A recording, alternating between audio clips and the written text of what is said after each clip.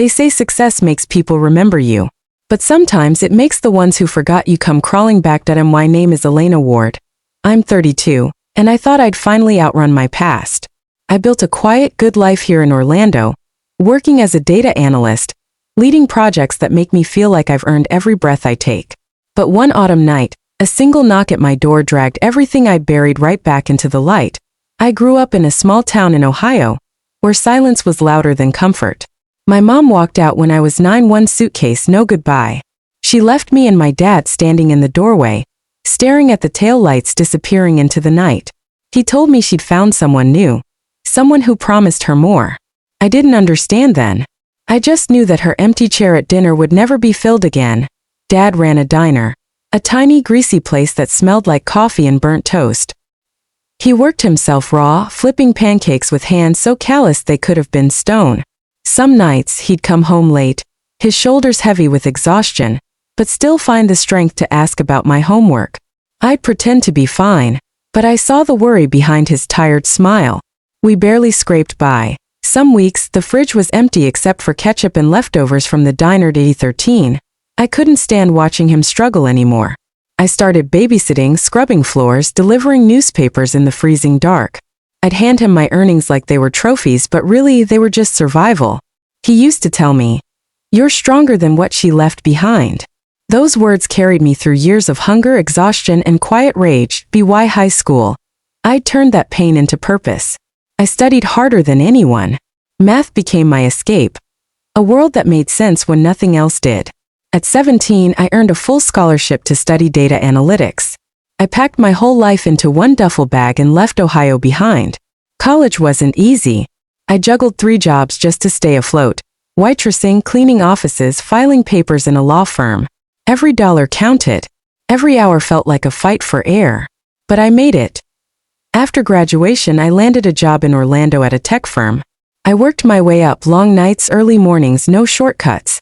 Within a few years, I was leading teams, earning a salary my younger self couldn't have imagined. I paid off my student loans, helped Dad fix his old diner roof, even bought him a reliable car. Every win felt like redemption. My mom, though, she was just a ghost from another life. The only trace of her came once a year. A birthday card with 5 empty words. "Hope you're doing well." I stopped opening them after a while. Then came that autumn night. I'd just gotten home from work when I heard it. A firm, confident knock. I opened the door and there she was. My mother. After 23 years. And beside her, a young man I barely recognized, my half-brother, Owen. Her smile was too wide, too bright. It didn't fit her face anymore.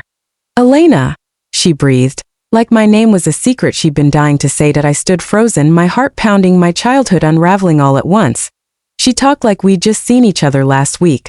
Said she was proud of me, that she'd always known I'd do well.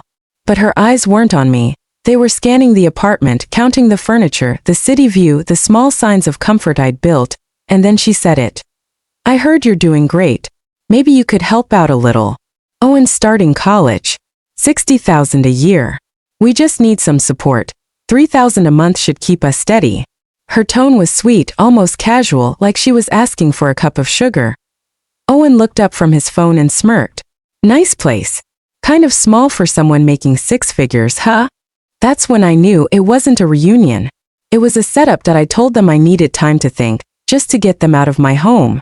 That night I sat in silence, staring at the same door they'd walked through, wondering how love could rot into entitlement. And a few days later, she texted, "Let's talk properly. Coffee tomorrow." Against my better judgment, I agreed. Maybe a part of me still wanted closure. To the cafe, she started with tears. Said Dad had kept her away, that she'd tried to call, that I'd never answered. Lies polished and rehearsed. I'd seen that performance before, in fragments of memory I tried to forget. Then she leaned forward, her voice trembling just enough to sound sincere. "You've got so much now, Elena. Family helps family." I looked her in the eyes and said, "You stopped being family the day you left." Her expression hardened instantly. "You're just like your father, selfish." Owen muttered, "Figures. Dad said you'd act like this." The cafe went quiet. I stood up, shaking but steady. "I don't owe you anything," I said, and walked out. I thought it was over. I was wrong. That evening they showed up at my apartment again. Mom smiled like nothing had happened. "We just want to talk," she said, her tone syrupy but strained. Against every instinct I let them in. She made small talk, then without warning, Owen wandered over to my desk. I turned just in time to see my laptop screen lit up, my banking app open. "What the hell are you doing?" I shouted. He didn't flinch. "Relax. Just curious how rich my sister really is." Mom's voice cut in sharper now. "You've got so much, Elena. Why hide it?" That's when I realized they weren't just asking for money. They were hunting for it. I yanked the laptop away, my hands shaking. When I checked the screen, I saw recent login attempts. And worse, a forwarded email from my dad's account, listing my job title and income. She'd hacked his email to get to me. "You went through Dad's account?" I demanded. She didn't deny it. "He's a fool," she hissed. "Still working that miserable diner while you live like a queen." Something inside me snapped.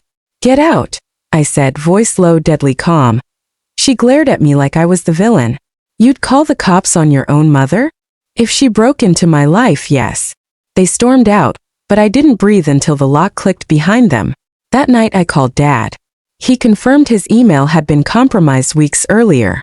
He wasn't even angry, just disappointed, like he'd seen it coming. The next morning I went to a lawyer. We filed a restraining order. It took weeks, but the court granted it. No contact, no visits. I thought it would finally bring peace. Then came the bank alert. Someone tried to move $10,000 from my savings. They'd failed, but it was them. Again. That was the moment I understood. Some people don't come back to make peace.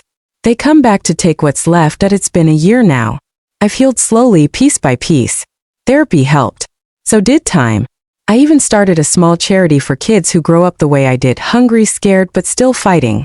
My dad says he's proud of me every time we talk. That's the only approval I'll ever need. My mom and Owen faded from my life, leaving behind nothing but lessons, that love without respect is manipulation, that blood doesn't make someone family. Family is the people who choose you, who stay when there's nothing to gain. If you're listening to this, and you've been hurt by the people who should have loved you most, know this: you are not broken for walking away. You're brave for saving yourself. Tell me in the comments, what does family mean to you?